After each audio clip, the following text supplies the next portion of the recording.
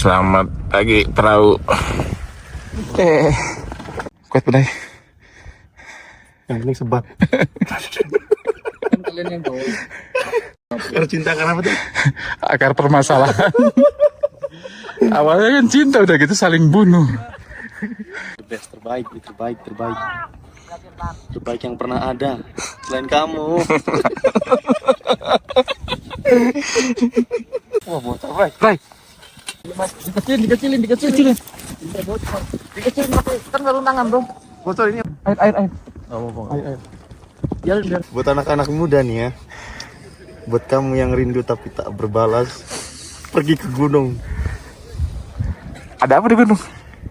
Rindumu pasti terobati. Edan. Mati. Stuck in the rain.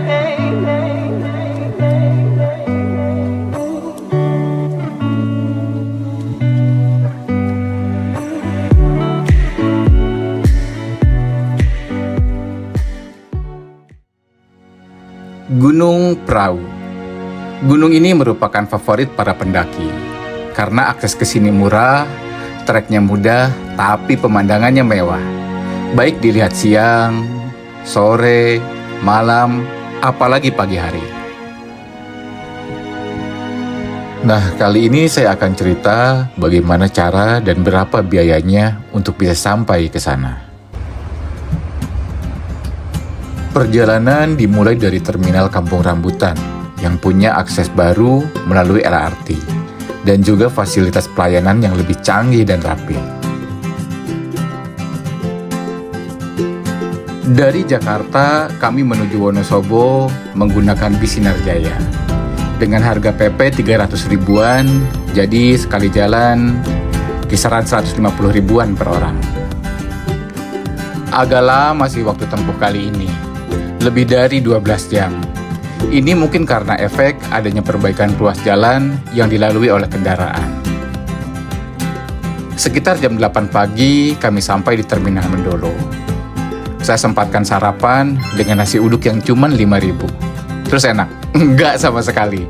Ini makanan paling aneh yang masuk perut hari itu. Dari Terminal Mendolo, kami lanjut ke base camp Dieng dengan menggunakan mobil jemputan yang harganya 30.000 per orang. Sekitar 30 menit perjalanan, akhirnya kami sampai ke Dieng. Sebelum sampai ke base camp, kami melengkapi logistik terlebih dahulu dengan harga sekitar 300 ribuan lah. Letak base camp Dieng nggak jauh dari titik 0 kilometernya Dieng. Cuma kalau ditempuh jalan kaki, tetap cukup bikin bengek sebetulnya. Tanjakannya asoy. Sekitar jam 10 pagi, akhirnya kami sampai di base camp Dieng. Dan rame banget hari itu. Di base camp kami sempatkan untuk bersih-bersih, kemudian registrasi dengan harga simaksi 30.000 per orang. Lalu makan siang dan bungkus bekal buat di atas dengan harga sekitar 30.000 per orang. Biaya yang terakhir saya sebutkan tadi jadi hilang kalau kita punya teman pendaki baik seperti Mas Arif ini. Ya, ini Mas Arif, pendaki baik yang saya ceritakan di video pendakian Gunung Slamet yang ngasih kita gas portable. Jadi saya dan Dadan hemat 60 ribuan karena dibayarin Mas Arif. Matur suwun Mas Arif. Sekitar jam 12 siang kami memulai pendakian. Awal pendakian, kita akan melewati perkebunan warga. Treknya masih sangat landai, namun sangat terbuka. Terlebih saat ini musim kemarau, jadi matahari lagi panas-panasnya. Smoking boy. Orang kehabisan oksigen ngerokok. Salah banget sih kita memulai pendakian dengan diawali makan siang.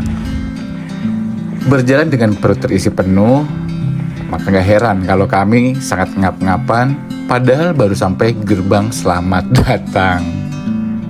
3 jam doang waktu itu, Petak Banteng. 4 jamnya paling slow. Kami berencana melakukan pendakian, naik melalui jalur Dieng, dan turunnya melalui jalur Patak Banteng. Setengah jam lah ya, pos 1 ya tadi kita. Aduh, bos, aduh. Kita tadi enggak.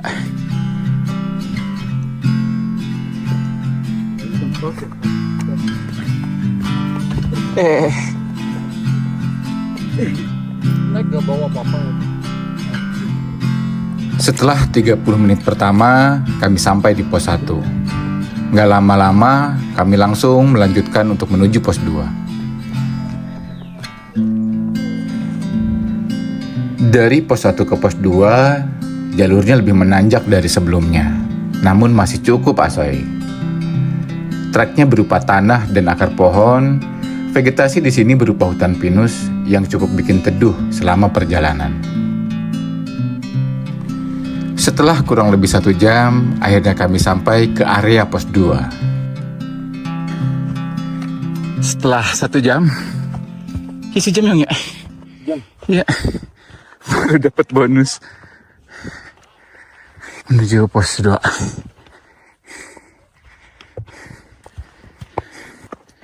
Wih, banyak. Ini bambu-bambu yang dijual di Tongkat itu ya? Bambu Jepang. Pos 2. Sejam tepat kita.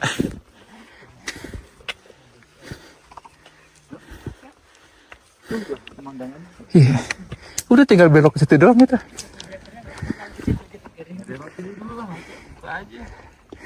Capek itu hanya ilusi. Di pos 2, kita bisa melihat puncak Gunung Sindoro dengan jelas. Jadi sambil istirahat, kita bisa sambil mengagumi indahnya Gunung Sindoro. Pemandangan seperti ini yang memompa semangat untuk bisa segera sampai ke puncak perahu. Setelah kurang lebih 30 menitan, kami istirahat di pos 2 ini, lalu kami bersiap untuk melanjutkan pendakian. Oke, ini trek setelah pos 2. Lumayan curam. Dan strukturnya udah tanah. Semua akar. Banget, Bay! Selepas pos 2, jalur pendakian semakin ngegas. Pohon pinus masih rimbun menghalangi paparan langsung sinar matahari.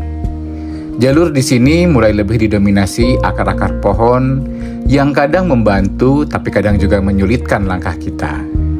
Saking dominannya akar pohon di sini, ada suatu area yang dinamakan akar cinta. Akar cinta dan akar segala permasalahan di sini nih. Kuat pedai. Yang penting sebat. Kan kalian yang bawa kamera. Wajib dikirim. Siap.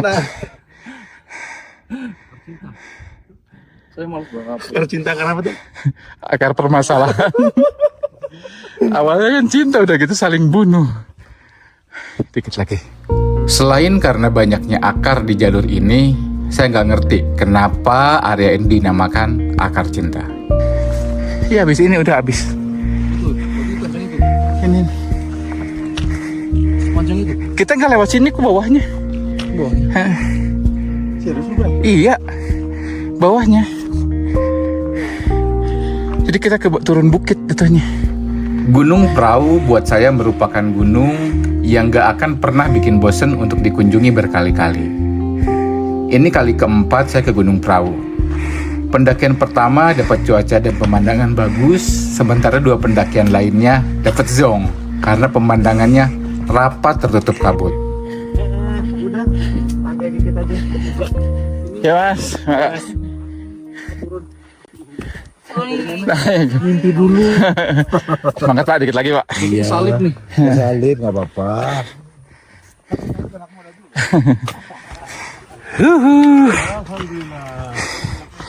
Belum rai, baru pos 3.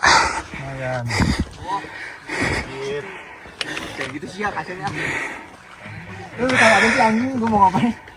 Iya. Apa sih? Ngapain gua mulu lu? Sebat dulu, sebat dulu.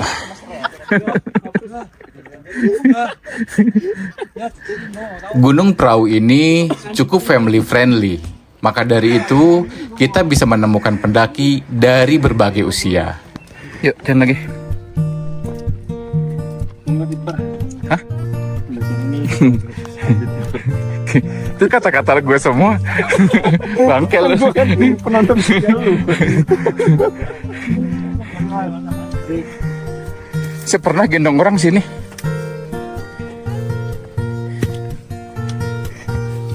Turun. Widih, si adeknya jagoan. Naik turun. Naik. Ketemu kita di Sunrise Camp. Duluan ya, Mas, Mbak. Ya, makasih. Mari, Mas. Mari.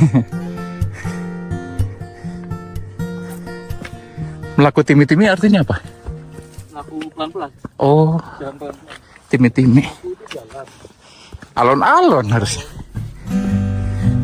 Dikit lagi. Di balik indah dan bersahabatnya Gunung Prau ini, sebetulnya ada juga cerita yang tidak menyenangkannya, yang mungkin nanti saya ceritakan pada video yang terpisah.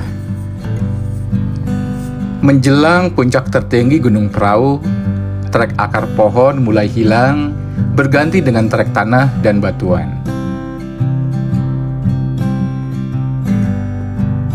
Setelah 2 jam lebih pendakian, akhirnya kami sampai ke pos 4 jalur Dieng yang juga merupakan titik tertinggi dari Gunung Prau. Agak beda dari kebanyakan gunung, di mana biasanya kita akan ketemu campsite dulu baru puncak.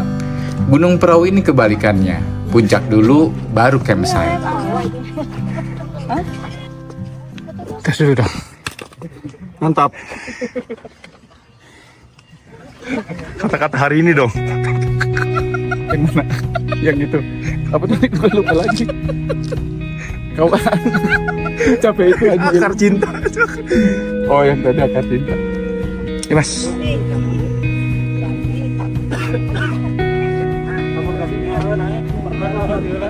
Tidak berlama-lama kami istirahat di pos 4. Setelah mendapatkan kesempatan untuk foto di depan papan penandanya, kami melanjutkan pendakian ke Sunrise Camp-nya. Kan enakan? Enakan landai. Setelah pos 4, jalur pendakian Gunung Prau via Dieng udah tinggal enaknya aja. Treknya jalanan datar cenderung turun dengan kanan kiri tumbuhan sabana yang akan jauh lebih indah jika kita temui di peralihan musim hujan ke musim kemarau. Nggak nyaman. Rokok aja. Ya sih nyari rame kadang-kadang.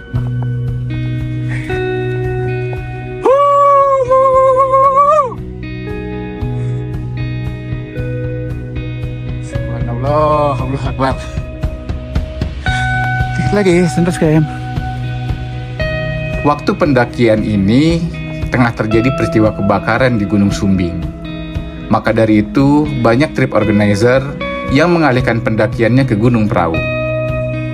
Kami cukup khawatir dengan ketersediaan ruang untuk membuat tenda di Sunrise Camp. Udah pasti dapat sih, cuman belum tentu strategis. Bagus sih kalau di situ. Bagus kalau di situ. Oke, dulu pas awal banget ke perahu sempat bilang ke Dini pengen ngecamp di bukit yang ini nih. Soalnya ini ada di tengah-tengah banget di Sunrise Camp. Sekarang alhamdulillah bisa kesampaian, katanya ada spot. Alhamdulillah.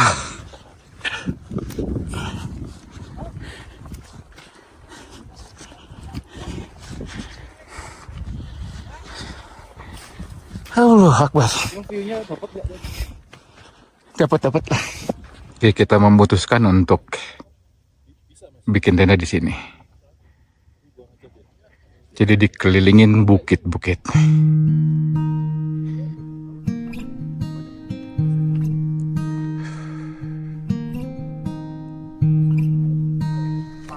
Ini bagusnya pedaran cahayanya. Bagus sih. Ini pedaran. Tadi makan di sini daripada di ranjau. Kamu naik motor. Iya. Oh sini kan di bawahnya lah. Sehat, Bray. Hah? Wah, sehat. Nikmatnya kopi di gunung. Duh. Kata-kata hari ini nanti ya. Ini bukannya bikin tenda, bikin konten dulu kan. Dia kagak tahu mengoperasikan handphonenya sendiri. Ceblon, blon. Temen ngomong ada yang bener.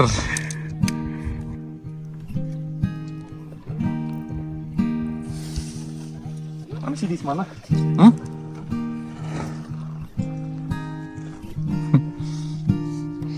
Jangan marah-marah dong. Udah pas belum masuk ke dalam. Tapi pas itu udah atas depannya buat masak pas.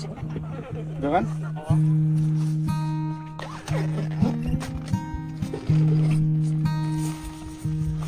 Anjing gue seneng banget sumpah. Belum pernah kan kita bikin tenda. View belakangnya Sumbing Sindoro. Secerah ini, saudara. Secepat ini, Secepat ini. sesiang ini. Aduh, subhanallah. Kan slogannya perahu, mendaki tak perlu tinggi. Gue nggak baca Pindah. itu. Depan belakang. Hah? Ada orang lagi cewek. Mungkin anjing.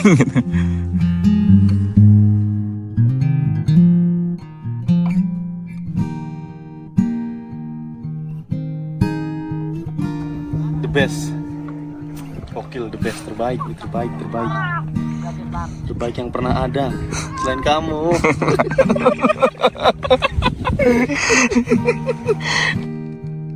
Dah, males ah. Oh, bray. Cerah, coy. Aduh, lu. Luar biasa si Gunung Prau. Selalu memukau, bahkan pada pendakian yang keempat kali. Fakta bahwa pendakian kami kali ini lebih lancar dari yang kami perkirakan, dan cuaca yang sangat bersahabat hari itu, ini jadi pendakian Gunung Prau terbaik sejauh ini. Ih, gila, keren, cakep. Hadis ini. Lebih sadis. Kok video ya udah nanggung deh. Nanggung video.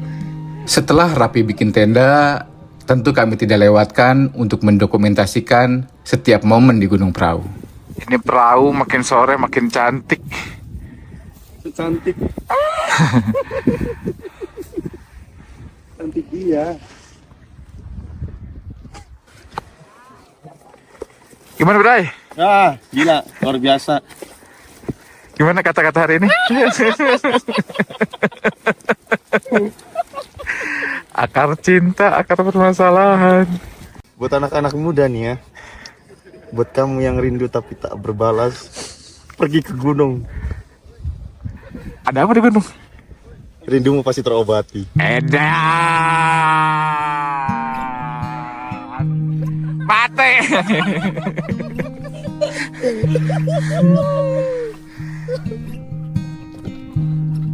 Baru kali ini gue ada kelap-kelipnya. Nyala terus bisa.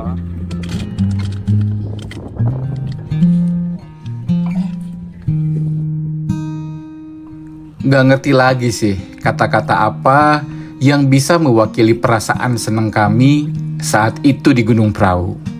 Seneng banget pokoknya. Semesta rasanya bersama kami hari itu. Walau sempat terganggu dengan kelakuan Dadan yang hampir membakar gunung. Wah, bocor, Bray. Bray, Bocor, Bray. jangan ke situ. Bocor, Bray. Dikecilin. Dikecilin kan sarung tangan bro. Bocor, ini bocor.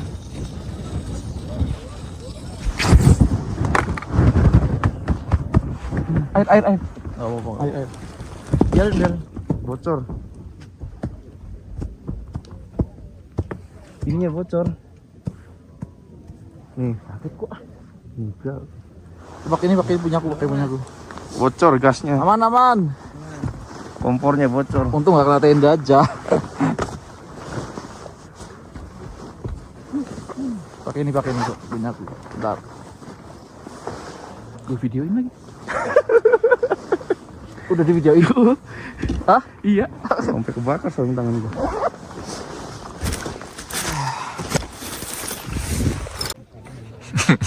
Masuk dong. Rendang nih. Rendang.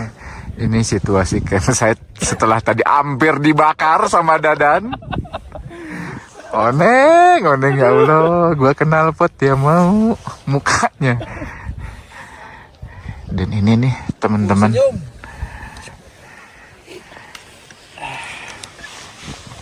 Penuh perahu. Jadi kita makan malam ini pakai daging babi. Babi. Berapa dit? Berapa dit? Segitu? 99. Ah, gitu. Mewah.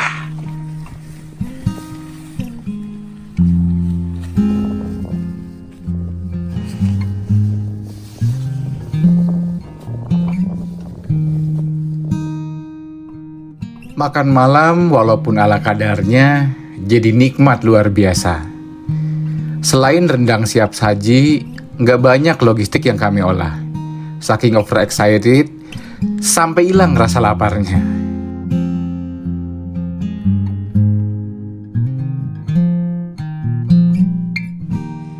Posisi tenda kami berada di tengah bukit, sangat strategis dan minim dari gangguan, baik berisik maupun lalu lalang pendaki. Maka indahnya langit perahu malam itu benar-benar sangat kami nikmati.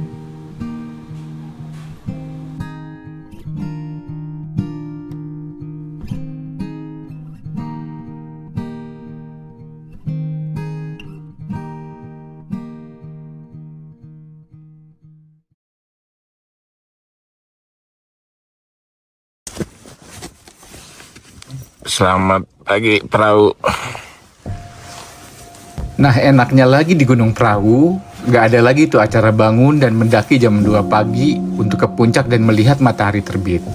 Di perahu, cuma tinggal buka tenda aja. Kita dan lagi bikin adegan. Tapi adegan lu kebakar, Blay. Itu epic banget, Blay. Ini Bray, di sebelah sini Bray, sebelah kiri Bray. Mataharinya udah muncul. Ini bagus sebelah kiri, nggak kelihatan dari situ.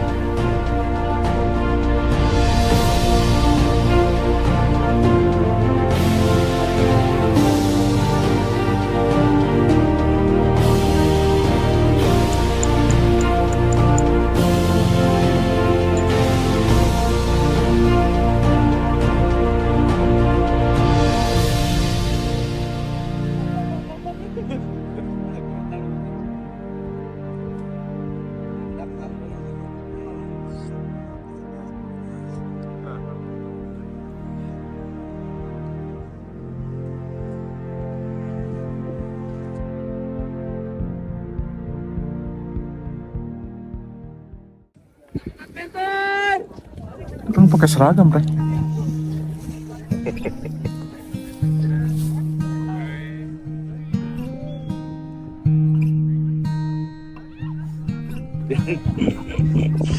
Udah tahu kemana arahnya.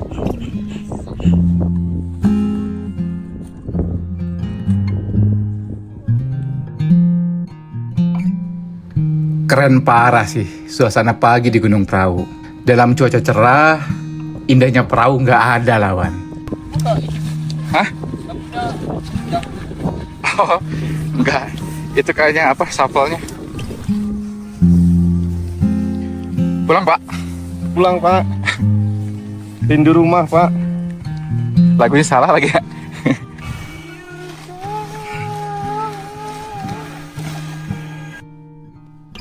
Setelah sarapan, kami lalu siap-siap untuk pulang.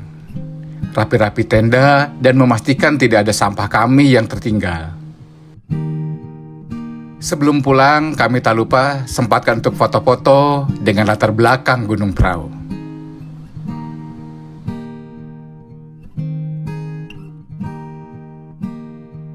Sekitar jam 9 pagi, kami meninggalkan Sunrise Camp Gunung Prau untuk pulang melalui jalur Patak Banteng.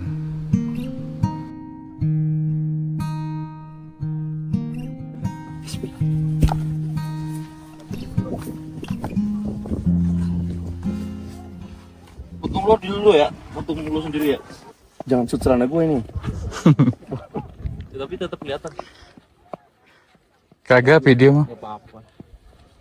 Liatin orang juga. Gak kenal inilah. Ya paling nanti kan pas mandi pantatnya penuh debu. Ya.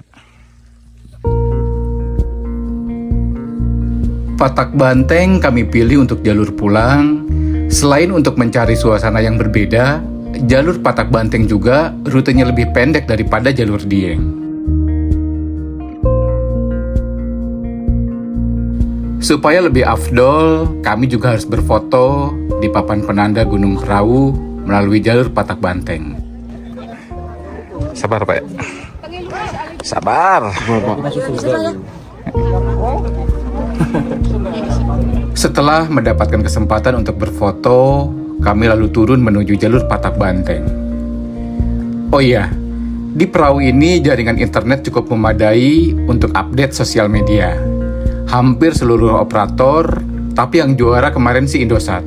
Cukup kuat sampai bisa untuk video call. Kelihatan di sini. Oh iya benar. Telaga Warna jadi bonus pemandangan untuk pendaki yang melalui jalur ini. Dari jalur Dieng, kita tidak melihat ini.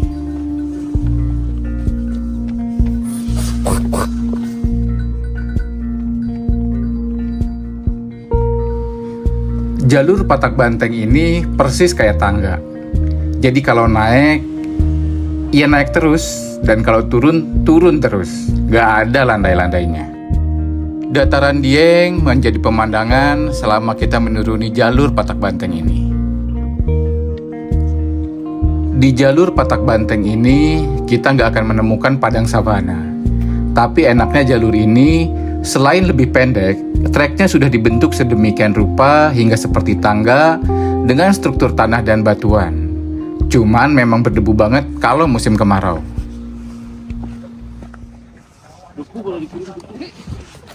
Pesanan tuh, Jung. Pojokan sana. Biar nggak terlalu berdebu. Pojokan mana? Itu. Begitu mau kopi? Hah? Kopi. Video. Pendakian kali ini Sponsor oleh sponsori oleh Starbucks. Double shot. Sama seperti juga jalur Dieng, terdapat 4 pos juga dari jalur Patak Banteng ini. Sebetulnya untuk turun, jalur Patak Banteng ini sangat enak banget. Cuman memang karena kemarin sangat berdebu, jadi cukup menghambat ritme turun kami. Selepas pos 3, jalur pendakian didominasi oleh akar pohon. Gak jauh beda dengan akar cinta di jalur Dieng. Akar pohon sangat membantu untuk menahan beban kita saat turun. Tapi kalau ceroboh, malah bisa bikin kita tersandung atau keseleo. Jadi harus ekstra hati-hati di jalur ini. Pada dasarnya, jalur Patak Banteng ini sangat asoy untuk turun. Cuma mungkin kalau untuk naik agak sedikit lebih terjal ya ketimbang jalurnya dia. Pakai flying fox, Pak. Eskalatornya mati kali ya. Tangga terus. Sejam ya kita ada. Sejam ya. Sejam setengah.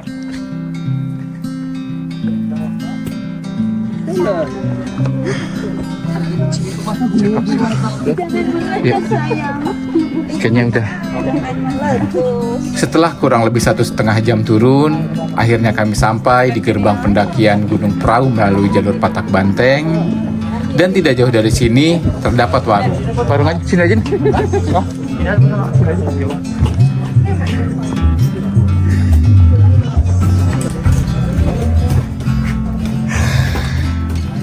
Warung di sini cukup lengkap menjual makanan, buah, dan minuman. Untuk harga nggak perlu takut, masih sangat bersahabat. Saya makan semangka, gorengan, dan jas jus nggak sampai tuh 20.000. Melanjutkan perjalanan, trek selanjutnya berupa tanah berundak. Terdapat 3 warung yang bisa kita temui di jalur ini. Nah, bagi pendaki yang mau naik dan kekurangan logistik, bisa banget untuk melengkapi di sini. Diusahakan jangan sampai tengah hari sih pas ada di sini, karena areanya sangat terbuka. Matahari akan terasa sangat panas, walau pemandangannya seasoi Gunung Sindoro dan perkebunan warga. Setelah kurang lebih 2 jam, akhirnya kami sampai di pos 1. Base camp dia 30 harus sekalian bro. Nanti kalau aja cari base camp, kalau sini sampai camp Patak Banteng kali dari Patak Banteng ke sini Patak Banteng ke Dieng 25. Kalau dari sini langsung. Oh ya. Dan lu duluan. Ke belakang, Pak ya.